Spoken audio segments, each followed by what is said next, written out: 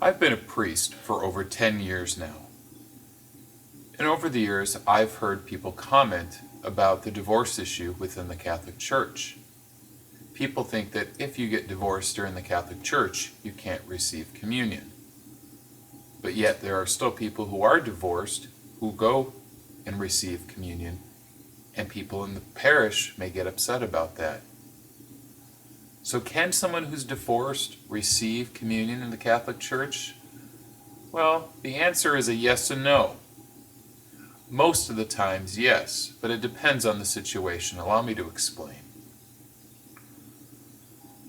If a Catholic person who's never been married before falls in love and gets married in the Catholic Church, and then at some point during their marriage, for whatever reason, the marriage falls apart and they get divorced in court, and the state grants them the divorce, then they are divorced. Can both of those people receive communion? Absolutely. And the reason for that is, according to the Catholic Church, the Church sees those two as still being married, just not living together. It doesn't matter what the state says. According to the Catholic Church, they're still married. Maybe that's a good reason to live apart. But they can receive communion even though they're divorced. Let's look at another example. Suppose one of those people falls in love with somebody else and gets married. That's where the Catholic Church intercedes and says you can't receive communion and you can't get married because you're still married to the other person.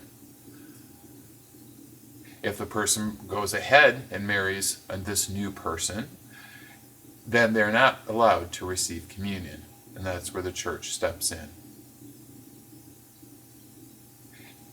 What they could do is, if they are divorced, they could file for an annulment through the Church.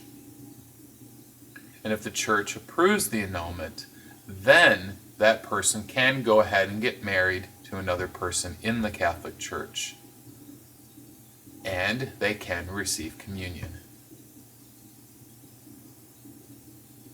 I hope that my explanation of these scenarios gives you a better understanding, especially regarding divorce within the Catholic Church and whether or not someone can or cannot receive communion.